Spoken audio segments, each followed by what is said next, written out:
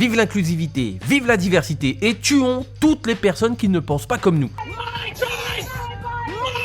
Voici en gros à quoi se résume l'idéologie woke qui traverse notre société. Elle la traverse à chaque minute de manière plus profonde. Mais ici nous sommes sur la chaîne du disrupteur, chaîne qui se doit d'analyser les tendances, les courants, les mouvements, les pensées dominantes pour aller justement à contre-courant. Parce que oui, le wokisme est partout. Toutes les marques courbent l'échine devant ce mouvement, fabriquant au passage d'excellents soldats de pensée. Faut pas confondre identité de genre et expression de genre, sinon on va déjà mal partir. Le mouvement woke agit comme un rouleau compresseur qui écrase tout pour réclamer toujours plus d'inclusivité alors que personne n'a jamais été exclu de nulle part. Le mouton, afin de se protéger des prédateurs, calque son comportement sur ses congénères. Mais il arrive aussi souvent qu'ils suivent le troupeau pour finir dans un précipice. Et ici, nous préférons être des renards plutôt que des moutons. Mais comment ça fonctionne le mouvement woke ? Pourquoi ça cartonne ? Pourquoi tout le monde en parle ? Pourquoi tout le monde en a peur ? Parce que ce mouvement ne cherche en aucun cas à analyser, mais plutôt à exercer une certaine forme de dressage politique. C'est une sorte de révolution qui utilise les armes des grandes marques, telles que le storytelling, le wording et l'engagement. Et tout ça, c'est ce qu'on va voir en détail aujourd'hui. Vous êtes sur la chaîne du disrupteur. Attachez vos ceintures.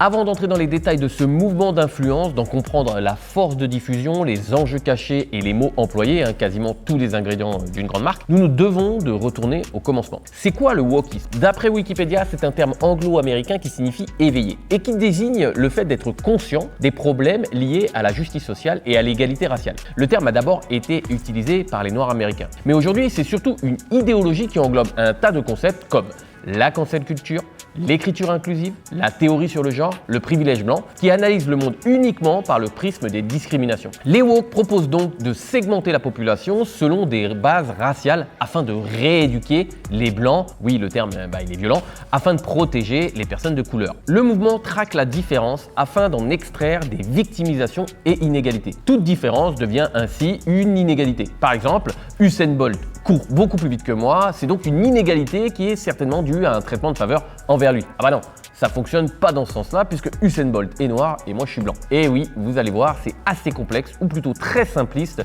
le fondement de la pensée woke. Mais ça, on en parle plus en détail juste après. Les différences créent donc des inégalités. Inégalités définies de manière binaire. Il y a les gentils et il y a les méchants. Le mot diversité est au cœur du langage et de l'idéologie woke. La juriste Nancy Leong a quantifié cette montée en puissance du terme diversité. Jusqu'aux années 1960, la fréquence du mot au sein de l'ensemble des publications américaines est de 0,0005%. Elle commence à s'envoler à partir des années 1970 jusqu'à atteindre en 2000 0,0033%. Et ça s'accélère de manière exponentielle jusqu'à aujourd'hui, à tel point que la notion de diversité remplace peu à peu l'idée même d'égalité. Le mouvement woke nous est importé des États-Unis, pays qui a une histoire bien particulière avec cette fameuse diversité. En France, l'esclavage fut aboli en 1794. Aux États-Unis, ce fut plus de 71 ans après, en 1865, suite à la guerre de sécession qui opposait deux parties du pays. Une qui était contre l'abolition de l'esclavage et l'autre qui était pour. Forcément, un conflit comme celui-ci marque au fer rouge l'histoire d'un pays. Si on y ajoute la ségrégation, le fait de séparer les gens en fonction de leur couleur de peau, nous avons un terreau fertile pour le wokisme. En saupoudrant une culture du moi égocentrique et exacerbée au premier plan, le cocktail est parfait. Ne parler que de sa différence, c'est crier au monde entier « et moi, et moi, et moi » afin d'être reconnu. L'individu se retrouve au centre de tout, prioritaire sur tout. Un tel comportement fragmente la société en un tas de petits groupes, tous plus petits les uns que les autres, au lieu d'unir un grand ensemble qui fasse corps. Ce moi exacerbé rejoint l'explosion de la secte, du mouvement bienveillant du développement personnel. Si vous ne l'avez pas encore visionné, j'ai réalisé une excellente étude de cas sur ce mouvement de gourous, pas de gourous, de personnes bienveillantes qui souhaitent vous aider grâce au dev perché, du dev perso, faut que j'y arrive, l'arnaque du développement personnel, et le lien il est où ? Il est en description en partie ressources sous cette vidéo. Je n'aurai de cesse de vous répéter que la construction d'une marque est indispensable pour tout entrepreneur qui souhaite un business pérenne. C'est la 6e étape de la structure Disrupt. La première, c'est se différencier. Cette différenciation amène à la seconde étape, l'identification. Vous vous hissez au-dessus du brouillard de compréhension qui existe sur votre marché avec toutes les offres qui peuvent ressembler à la vôtre. L'identification amène donc à la 3e étape, la sélection. Le client choisit d'acheter votre produit. Et donc par conséquent, vous êtes rémunéré. C'est la 4e étape. Vous devez ensuite, par l'expérience client que vous allez fournir fournir, unifiez les personnes qui s'engagent sous votre bannière. Cette 5e étape amène à la 6e avec la pérennisation de votre activité. Et enfin la dernière, vous traversez le temps. Puisque l'objectif du grande marque est de ne pas subir les outrages du temps. Le marketing, c'est le temps présent. Le branding, c'est traverser le temps. En 2021, Apple, c'est 2923 milliards de dollars de capitalisation boursière. Microsoft, 2547 milliards. Alphabet, Google, 1939 milliards. Avec ces sommes colossales, ces entreprises ont une influence indéniable sur notre société. Voire même pour certaines, comme Apple, elles ont une puissance économique supérieure à un pays comme la France, dont le PIB est estimé à 2352 milliards en 2022.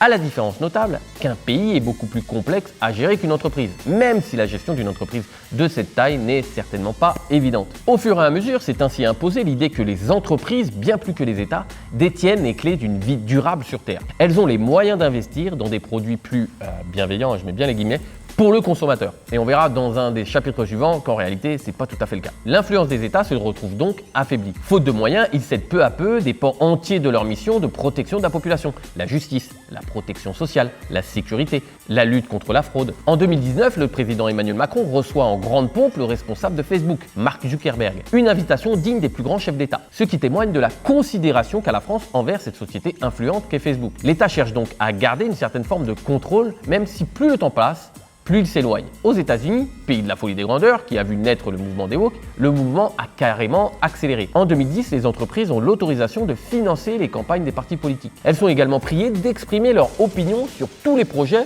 de loi politique. Ce qui se passe aux États-Unis arrive toujours en décalage en France. L'importation des us et coutumes américains va encore plus vite depuis l'avènement d'Internet, confère l'étude de cas que j'ai réalisé sur la soumission du peuple français à l'Empire américain. Les Américains sont les patrons pour propager leur culture à travers le monde. Je vous invite d'ailleurs à regarder cette étude de cas. Le lien est en description, en partie ressources sous cette vidéo. Cette tendance de remplacement des fonctions essentielles des États par les entreprises s'est accélérée en 2020. Le monde entier s'est confiné suite à la pandémie du Covid-19. Heureusement, les entreprises se sont portées à la rescousse de la puissance publique. Par exemple, LVMH a transformé plusieurs chaînes de production pour fabriquer du gel hydroalcoolique. BNP Paribas a fait un don de 1 million d'euros à l'Institut Pasteur pour mettre au point un vaccin. Canal+ a décidé de passer en clair pour aider les familles à mieux vivre le confinement. Le groupe Accor a hébergé gratuitement des personnels soignants et des personnes sans domicile fixe. C'est une incursion du privé dans le public, avec tout ce qui va avec. Forcément, une entreprise a des motivations tout autres qu'un État. Mais une entreprise ne peut fonctionner que si de l'autre côté, il y a une demande. Bah oui, l'entreprise est renforcée par le capital qu'elle détient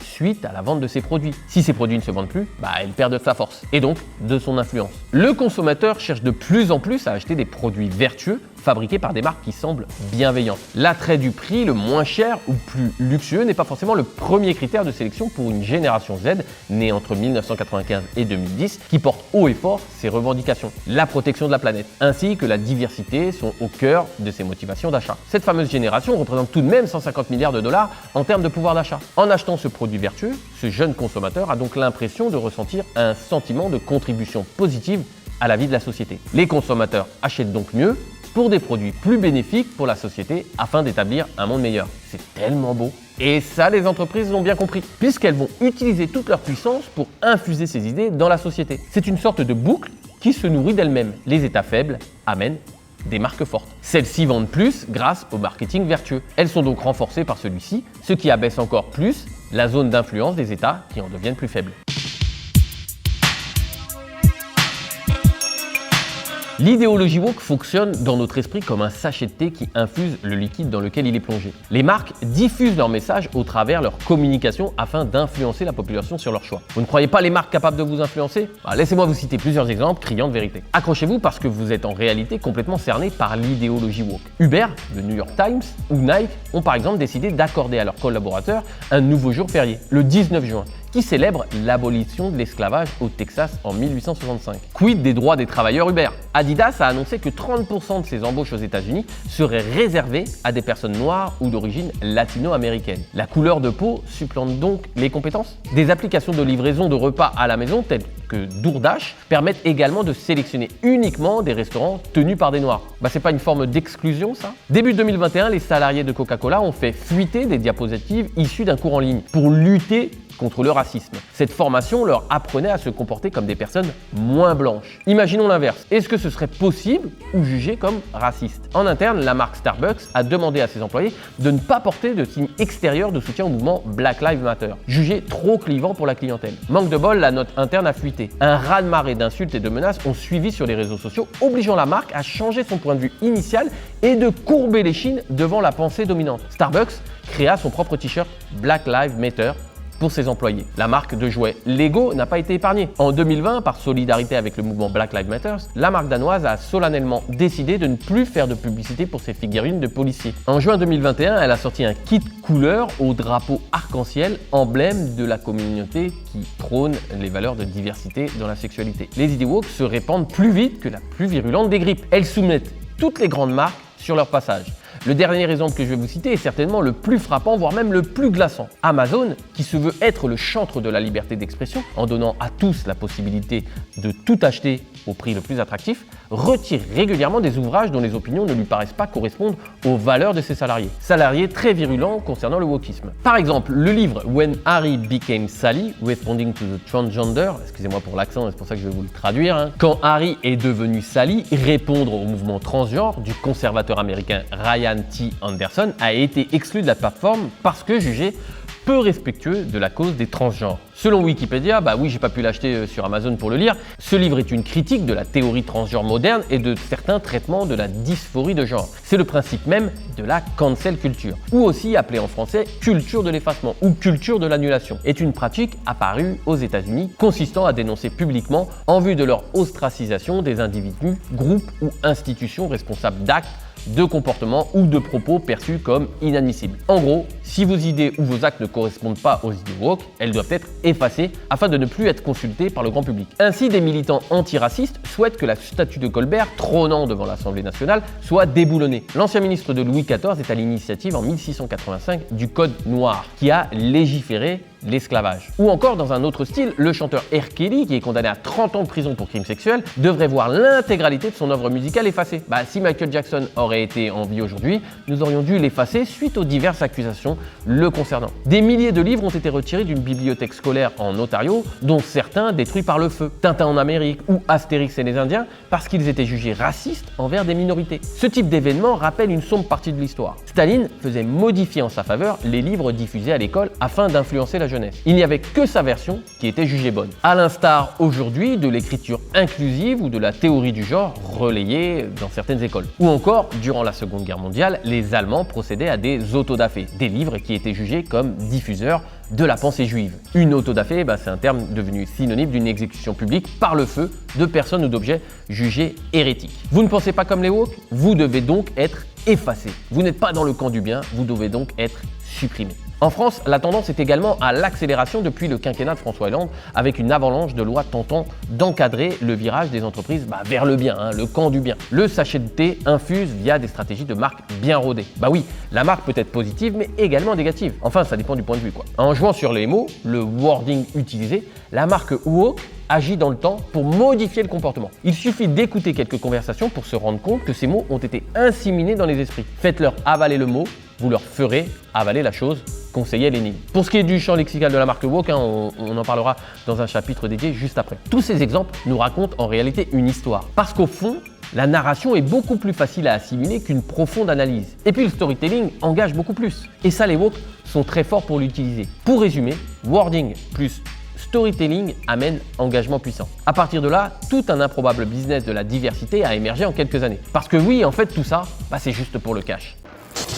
Si vous regardez cette analyse, c'est que vous êtes forcément intéressé par vous différencier ou comment devenir remarquable sur son marché. Remarquable par le fait d'être visible et remarquable en produisant des produits de qualité. Pour aller plus loin sur ce sujet, je vous invite à regarder ce cours en ligne offert et personnalisé. Alors quand je dis personnalisé, c'est que vous devrez répondre à des questions durant cet atelier en ligne et en fonction de vos réponses, la suite du cours sera adaptée. Durant cet atelier, nous allons voir 4 points indispensables pour devenir un leader innovant pour que vos produits et votre entreprise deviennent irrésistibles sur votre marché. En première partie, on verra les 4 phases qui ont révolutionné la manière de faire du business. Et la 4e est encore peu connue, c'est une réelle opportunité. Dans la seconde partie, nous verrons le brouillard de compréhension ou comment éviter d'être confondu avec une concurrence à laquelle vous ne souhaitez pas ressembler. En 3e partie, nous verrons pourquoi le système entrepreneurial ne veut surtout pas que vous sortiez des cases que l'on vous a attribuées et comment justement en sortir pour innover. Et enfin, dans la dernière partie, on verra comment disrupter votre marché. Ce cours est à haute valeur ajoutée et est réservé à tous les entrepreneurs ou porteurs de projets qui veulent créer leur mouvement en ayant une image de marque différente.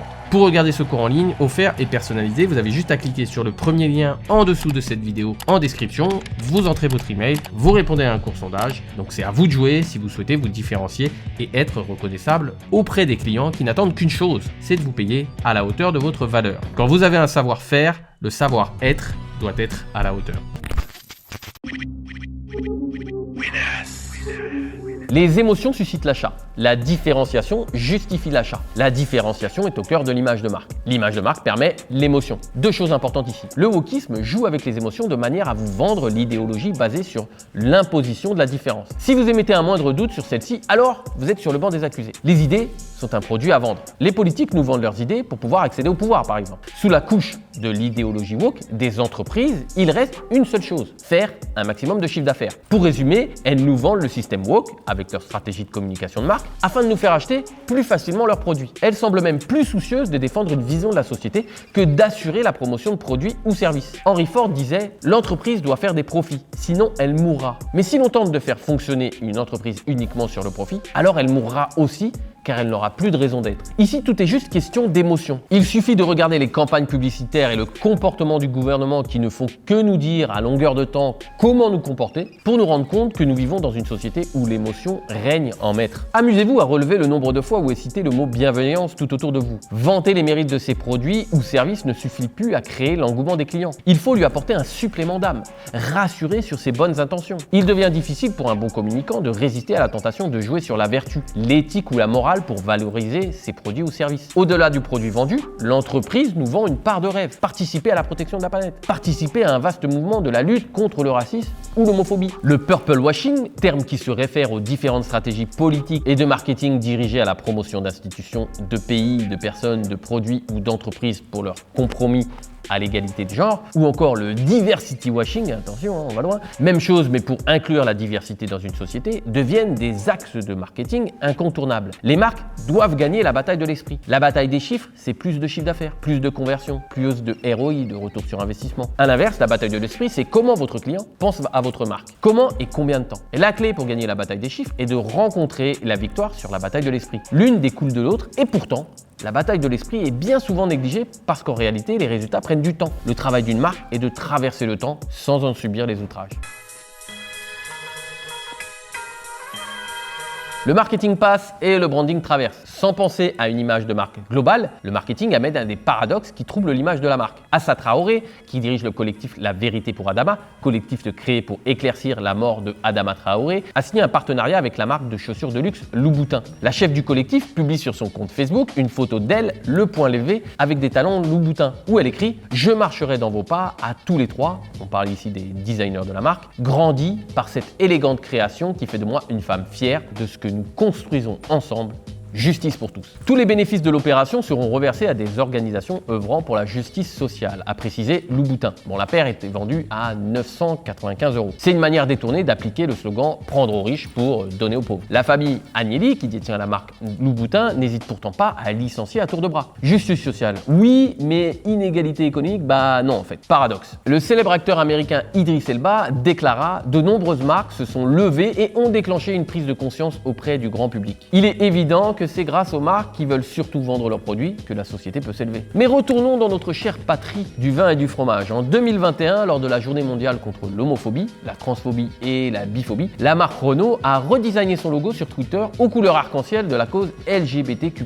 Merci Renault pour cette prise de position, mais avec un léger zoom, nous nous rendons compte que ce changement n'est pas effectif partout. Ok pour les États-Unis, le Brésil, l'Europe de l'Ouest, mais aucun changement en Russie, Égypte, Turquie, Maroc. C'est une adoption de la cause à géométrie variable. Surtout que que dans les faits, ils ne prennent pas beaucoup de risques puisque les pays où le changement a été effectué sont des pays où les droits LGBT sont plus que largement reconnus. Le mouvement woke alimente toute une économie. Ainsi, les chirurgiens plastiques spécialistes dans les transitions hormonales de personnes voulant changer de sexe voient leur carnet de commandes augmenter de manière significative, arrivant dans certains cas à des aberrations. L'autoproclamé influenceur Holly Andon a réalisé 18 opérations chirurgicales pour effectuer sa transition. Au fond de lui, il se sentait profondément coréen. La chirurgie l'a aidé à se transformer visuellement en coréen. Ah, j'ai oublié de préciser, Holly Andon est un grand fan du chanteur à succès sud-coréen Jimin. En gros, il voulait ressembler à son idole, dont il consomme les produits et la manière de vivre. Le mouvement woke lui donne l'opportunité de vivre sa différence comme il l'entend. Mais ça peut aller encore plus loin. Oui, c'est possible. Aux États-Unis, de bien étranges entreprises ont vu le jour. Des entreprises dirigées par des entrepreneurs noirs qui facturent à leurs clients blancs des sessions d'expiation de leur blanchité. Elles consistent à laver les pieds de personnes noires, se promener avec des chaînes, se prosterner. Ça va vraiment loin. Certaines sociétés proposent à leurs employés blancs des stages pour les sensibiliser à leur racisme inconscient. Stages où ils promettent de ne pas prendre part à des discussions où ne figureraient que des blancs ou que des hommes. En réalité, la base sociale de ce discours est profondément bourgeoise parce qu'elle ne touche jamais à l'ordre social et aux dominations économiques. Ce courant idéologique génère un business fleurissant basé sur les émotions et surtout sur un élément essentiel de survie des hommes, sentiment au cœur de la construction d'une marque. Comment les marques sont-elles nées? Dans le passé, l'être humain était reconnu dans son village par rapport à ses liens familiaux. Par exemple, Franck Maes, c'est le fils du forgeron et de l'institutrice. Tout le monde se connaissait, était identifiable de par son histoire. Histoire connue de tous puisque les villages étaient plutôt réduits. Puis arriva les grandes villes, les grandes métropoles, avec des flux migratoires de plus en plus importants. Pour identifier un individu déraciné de son histoire, c'était plus difficile, à part si celui-ci portait des signes distinctifs d'attribution à certains groupes. Prenons un exemple simple. Je roule en Harley Davidson, esprit rebelle, je porte également une Apple Watch, je suis moderne, j'aime la technologie simple et le design. Une autre personne apercevant ces marques pourra en déduire si nous avons des points communs. Et si je suis comme elle, et donc digne de confiance puisque étant dans le même groupe. L'homme, et les femmes aussi, je suis inclusif, ne me brûlez pas, est un animal social pour qui il est indispensable d'appartenir à un groupe. C'est une question de survie ancrée en lui depuis la naissance de l'humanité. En groupe, nous sommes plus forts face à un prédateur, à un ennemi. Quelque part, il ne souhaite pas être trop remarqué tout en étant différent. L'homme ne sait pas ce qu'il veut, ou plutôt, il veut tout et son contraire, si possible en même temps. Il souhaite ainsi exhiber son originalité comme preuve de différence qui lui confère une sorte de privilège. En prenant un peu de hauteur, nous pourrons vite nous rendre compte que ce culte de la minorité amène à plusieurs paradoxes. 1. La minorité définit la majorité comme son ennemi. Ennemi qui doit disparaître, mais qui est indispensable à la construction d'une société viable pour tous. 2. Si la majorité disparaît, alors la minorité deviendra donc majoritaire. Elle sera devenue ce qu'elle a combattu. De plus, être différent est sans arrêt mis en valeur principale aujourd'hui. Adopter la nouveauté, c'est être ouvert, défendre une cause, c'est être généreux, s'opposer à des réactionnaires, c'est être en gros courageux. Être de ce bord, c'est nourrir d'abord son ego, de penser que l'on pense mieux et que l'on sait mieux que les autres. Établissons un petit schéma de la construction de ce sentiment. D'abord, il nous faut chercher une différence, puis dénoncer l'oppression par rapport à celle-ci. Vous avez vu, je perds mes cheveux. Le monde est fait pour ceux qui ont des cheveux. C'est dégueulasse. Les chauves ne sont pas assez représentés et sont opprimés par les chevelus. Le groupe vient donc à notre aide pour nous soutenir dans notre cause. En conséquence, l'affirmation de la différence devient une preuve d'existence basée sur un chantage social. Reconnaissez-moi, sinon ça prouve votre intolérance. C'est imparable. On pourrait appeler cela une sorte de terrorisme victimaire. Cette culture de la victimisation encourage la capacité à se sentir offensé, à régler ses griefs à travers d'interventions de tiers. Le statut de victime en est sacralisé. Ainsi, si nous ne sommes pas retenus pour un job, c'est à cause de notre couleur de peau. Ou si nous sommes gros, c'est à cause des professionnels de la nutrition. Pour cet exemple, si la médecine est formelle sur les liens entre le surpoids et les risques pour la santé, celle-ci est dépeinte comme une stratégie pour opprimer les marginalisés. La norme devient donc indéfendable moralement. Et si vous essayez de la défendre, alors vous êtes un oppresseur. Imparable multiplié par 2. Tout encourage à cette victimisation. Ceux qui se définissent comme minorité, comme opprimés, voient des micro-agressions partout. Ils se sentent sans arrêt persécutés. Leur seule manière alors de régler ce conflit est donc d'utiliser le groupe. Ils sont donc du côté du bien en marginalisant celui qui est du côté du mal. D'où l'intérêt de se trouver le plus rapidement possible une particularité victimisante afin d'exister et de surtout rejoindre le camp du bien. Ainsi, si vous êtes en bonne santé, que vous vivez bien, que vous avez de l'argent, c'est forcément que vous en privez d'autres qui vivent moins bien. Le mouvement woke, très présent parmi les plus jeunes, s'explique simplement par leur volonté de sortir de la norme pour exister et contester l'ordre établi. L'application de rencontres Tinder, très populaire chez les plus jeunes, a adopté cette stratégie. Aujourd'hui, elle propose 8 orientations sexuelles, ainsi qu'une 9e en questionnement.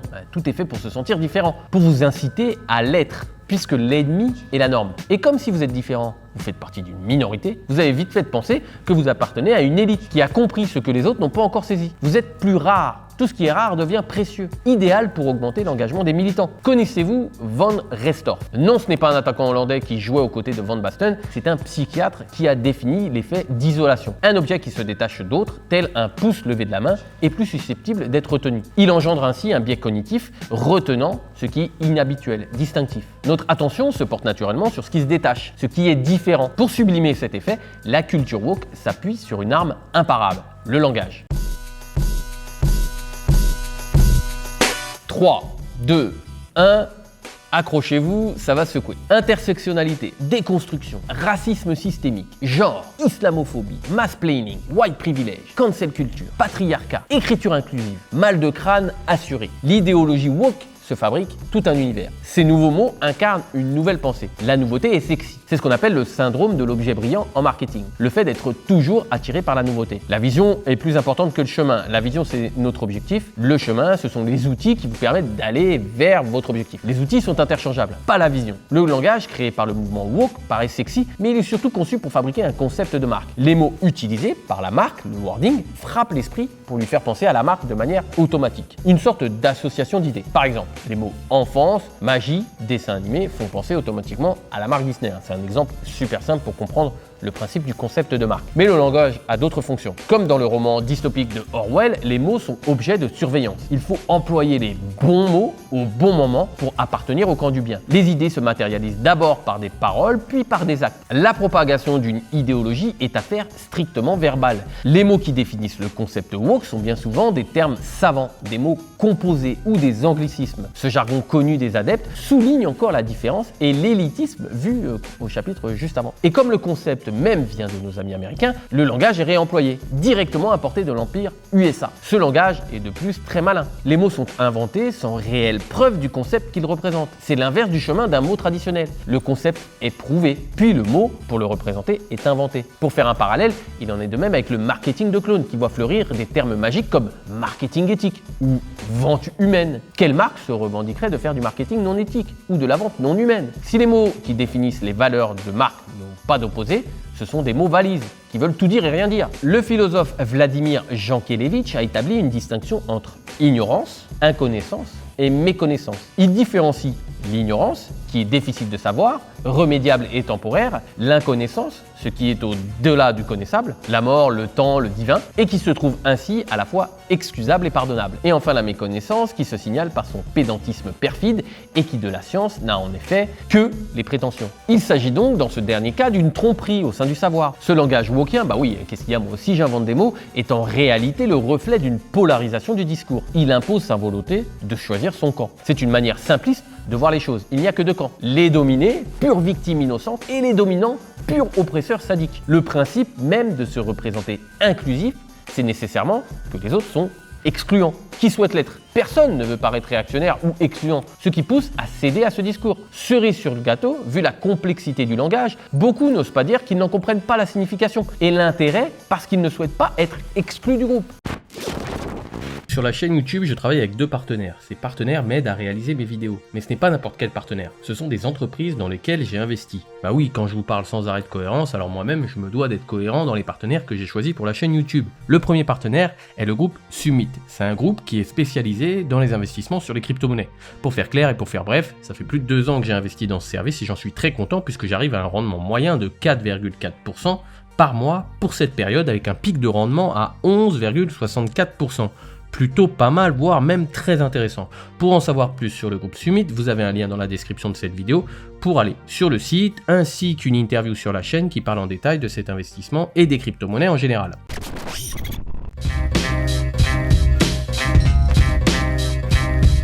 L'idéologie woke emploie les mêmes stratégies qu'une marque. Le storytelling, l'engagement, l'appartenance à un groupe, la différenciation et le wording. Le but de ce mouvement est de faire accepter ces idées à la population, tout comme un politique qui vend ses idées au peuple. Avec ce courant, les entreprises cherchent à s'acheter une vertu et donc à vendre plus de leurs produits. Mais quand une marque s'engage sur un sujet politique, elle risque de perdre les consommateurs qui n'adhèrent pas à cette cause. A l'inverse, en alignant ses valeurs sur celles de sa clientèle, la marque crée un sentiment de loyauté et un lien personnel beaucoup plus profond. La chute du nombre d'abonnés de la plateforme Netflix peut être s'expliquer s'expliquer ainsi. Cette plateforme fait la promotion de l'idéologie woke. Parallèlement à ça, son nombre d'abonnés est en déclin. C'est certainement pas le seul critère qui est expliqué dans cette chute, mais il en fait partie. J'ai fait d'ailleurs une vidéo sur ce sujet, je vous mets le lien en description dans la partie ressources comme d'habitude. Elle s'appelle Boycott Netflix et elle complétera parfaitement cette vidéo. Dans l'histoire, il y a eu une multitude de peuples opprimés. La revendication victimaire, qui est au cœur de l'idéologie woke, connaît donc des limites. Que doivent dire les Français vis-à-vis des Italiens, l'Empire romain qui a conquis le territoire de la Gaule? Les Italiens ont-ils une dette envers les Français? L'Europe, les Américains sont sans arrêt mis sur le banc des accusés. Mais quid des Chinois,